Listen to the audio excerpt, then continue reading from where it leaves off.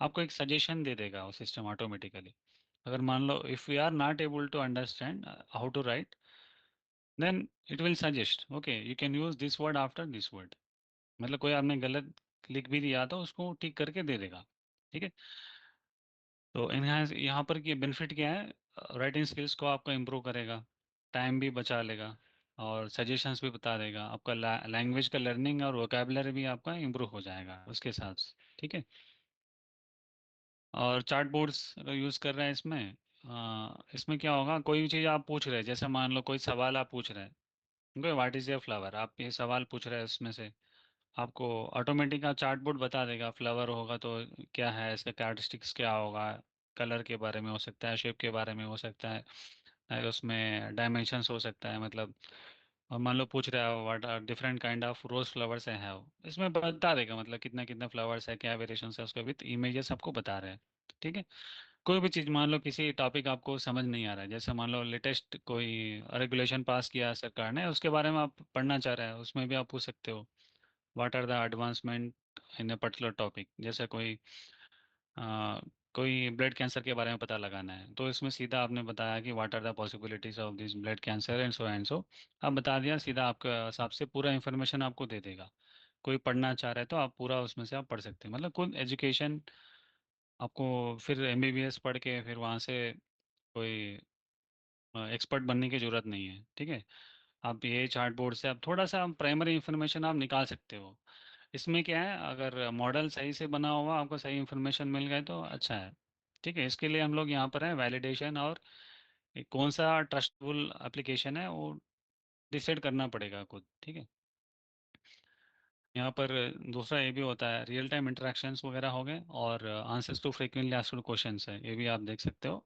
Personalise guidance for students, मतलब कोई student है किसी सब्जेक्ट में अच्छा कर पा रहा है, दूसरे में अच्छा नहीं कर पा रहा है, तो उसको समझाएगा, मतलब आपका मैथमेटिक्स में थोड़ा पूरा है, आपको किस तरीके से आप इम्प्रूव कर सकते हैं, क्या रिसोर्सेज आपको यूज़ करना चाहिए। ठीक है। ये सब आपका बता देगा। मतलब कोई एग्ज़ाम आपने दे दिया, जैसे 5-6 सब्जेक्ट का एग्ज़ाम आप दे रहे हो, किस सब्जेक्ट में कोई आपका अंडरस्टैंडिंग में लैकिंग है, वो कौन आइडेंटिफाई करेगा, आप खुद आइडेंटिफाई करो, नहीं तो ये सिस्टम में जब भी आप आंसर दे रहे हो उसके हिसाब से वो बता देगा, मतलब आपका लैकिंग है, उसको आपको चेंज करना है। ठीक है।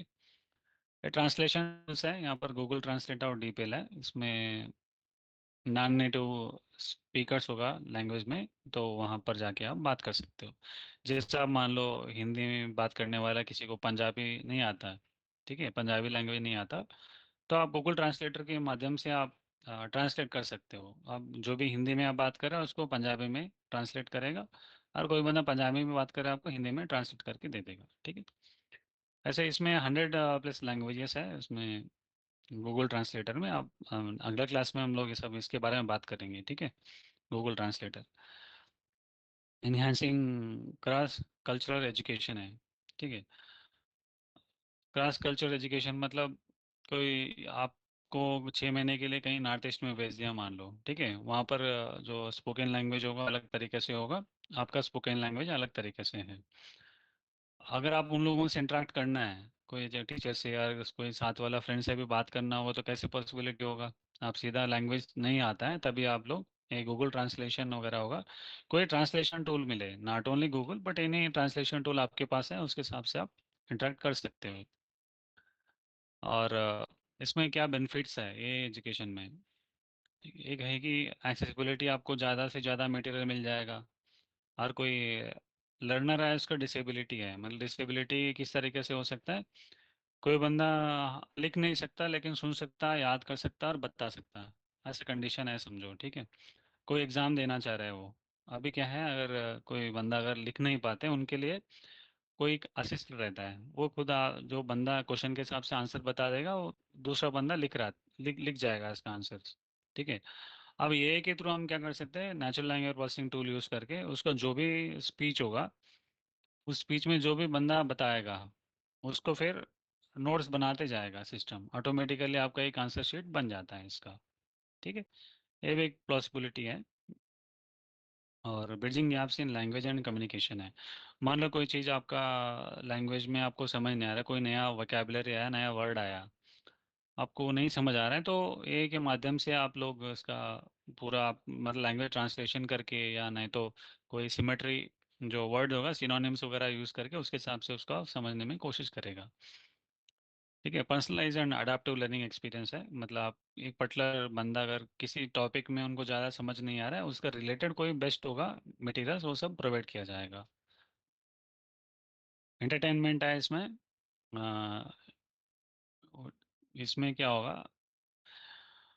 कोई चीज़ अगर कोई गेमिंग इंडस्ट्री में आप चले जाएंगे उसमें, ठीक है, आप पर्टिकुलर गेम में बहुत ज़्यादा लोग पसंद कर रहे हैं, उसी गेम के लिए आप सजेस्ट कर सकते हैं, कोई पसंद नहीं कर रहे तो उसको बंद कर सकते हैं गेमिंग ऐप को। ठीक है, इस तरीके से भी आप मतलब जो यूज़र्स का है इसका ओपिनियन और क्या बेटर चल सकता है नहीं चल सकता ये भी मॉडल कर लेगा ये। ठीक है। यूट्यूब रिकमेंडेशन शायद लास्ट क्लास में भी हम लोग बात किया था, राइट? इसमें आप कुछ कहना चाहेंगे आप लोग इसमें?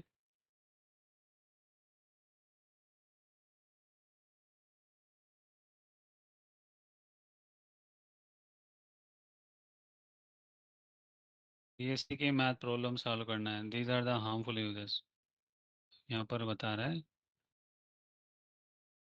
If we integrate VA with the our vehicles like motorbikes and cars, car cancel कर दे। अच्छा, यहाँ पर ये बता रहा है, ठीक है। ये एक misleading video sir, misleading video, reading books by a summary. बेटा कुछ लोग यहाँ पर बताया नविंदु ने, sir if we integrate a with our vehicles like motor bikes and cars and, पर वो कार किसी का एक्सीडेंट कर दे और हम वहाँ ना हो तो आप ही रेस्पॉन्सिबल होंगे। ये यहाँ पर बता रहा है, रेस्पॉन्सिबिलिटी एंड अकाउंटेबिलिटी है। अगर यही है लॉ होगा, ऑटोमेटिकली आप कोई गाड़ी खरीद लिया, आपके कंट्रोल में नहीं है, आपके वजह से कोई एक्सीडेंट हुआ तो आपको ही रेस्पॉन्सिबल माना जाएगा। ठीक है, यही मतलब रूल्स यही कहता है।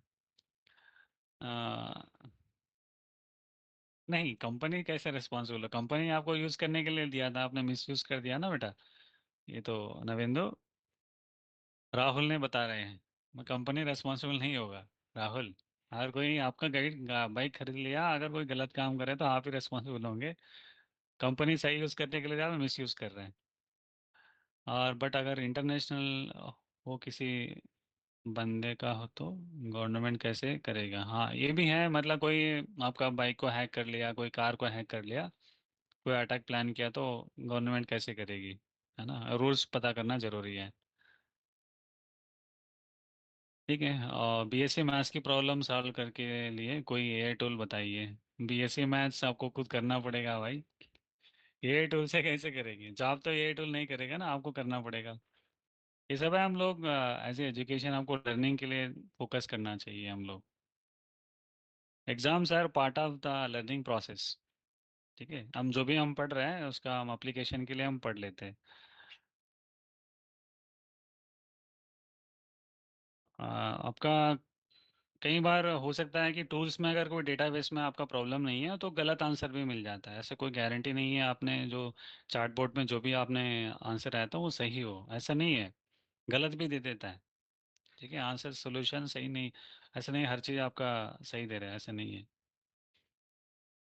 हाँ, एक बंदा ने बताया ना, चार्ट जीपीटी में मैथ के मैथ्स क्वेश्चन का रॉन्ग आंसर बताता है, हाँ बताता है, तो लास्ट लास्ट मिस हो गए हैं, कुछ प्रॉब्लम था। ठीक है बेटा, अगर मान लो चार्ट जीपीटी में भी अगर कोई प्रॉब्लम आप देख रहे हैं, 100% श्योरिटी नहीं है, हम भी यही बता रहे थे आज। ठीक है,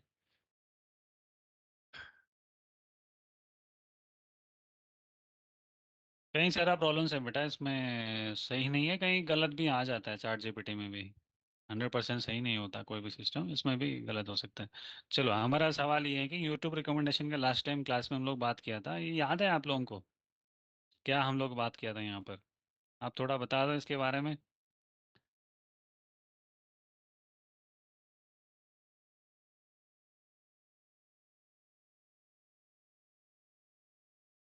जैसे यूट्यूब का रिकमेंडेशन सिस्टम है, हम लोग लास्ट क्लास में हम लोग देखा था, उसमें क्या था, अगर कोई चीज़ आप वीडियो में आप क्या चीज़ सर्च कर रहे हैं उसके हिसाब से आपका बिहेवियर के हिसाब से आपका हिस्ट्री एंड कॉन्टेक्स्ट होगा, उसके हिसाब से आपको उसी टाइप का वीडियोस दिखा देगा, है ना। यही हम लास्ट क्लास में देखा था यूट्यूब रिकमेंडेशंस का। नेटफ्लिक्स रिकमेंडेशन भी लास्ट क्लास में देखा था, राइट। हम लोग इसमें क्या देखा था याद है आप लोगों को? कोई क्राइम रिलेटेड वीडियो देख रहा है, नहीं तो कोई कॉमेडी वाला म्यूजिक वीडियो देख रहा है, उसके हिसाब से आपको ही रिकमेंडेशन दे देगा। गेमिंग में NPC behaviour in games and AI driven games design करते हैं यहाँ पर, और रियलिस्टिक इंटरेक्शंस वगैरह करेगा लोगों से, फिर इसके बाद बता देगा। तो यहाँ पर आप देखेंगे तो conceptualise, production, pre production, testing, polishing, launch and post launch, community engagement, analytics and long term support, ऐसे डिफरेंट डिफरेंट स्टेजेस होगा किसी गेमिंग ऐप में। पहले कोई आप गेमिंग एप्लीकेशन बना रहा है, उसके इसमें कोई कॉन्सेप्ट बनाएगा इन्होंने, ठीक है। फिर इसके बाद प्रोडक्शन होगा। प्रोडक्शन मतलब इसका पूरा कोडिंग लिखा जाएगा। इसके बाद फिर प्री प्रोडक्शन होता है। इसके बाद टेस्टिंग हो जाएगा, मतलब गेम वर्क करेगा नहीं करेगा। फिर इसके बाद पॉलिशिंग है, मतलब फाइनल कैसे दिखेगा मतलब गेम्स में। फिर इसके बाद लॉन्चिंग होगा। लॉन्च होने के बाद फिर ये कम्युनिटी, कितने लोग इस गेम में इन्वॉल्व है, कोई ऑनलाइन गेम्स है इसमें कितने लोग इन्वॉल्व है इसको देखेंगे। फिर इसमें लोगों को पसंद आ रहा है कि नहीं आ रहा है वो फिर पूरा देखेगा। अगर आपको पसंद मतलब यूजर्स को पसंद आ रहा है उसको क्या मॉडिफाई करना है, तो इसके हिसाब से ये गेमिंग इंडस्ट्री में भी ये एक एप्लीकेशन करते हैं लोग, ठीक है। फिर यहाँ पर आप देखेंगे एंटरटेनमेंट में यूज़र का एक्सपीरियंस बढ़ा सकते हैं और कंटेंट डिस्कवरी बढ़ा सकते हैं, डेटा ड्रिवन एप्लीकेशंस बना सकते हैं। एथिकल का ये देखा था बेटा हम लोग, ठीक है। Data privacy and security for students, potential bias in content, recommendation. Entertainment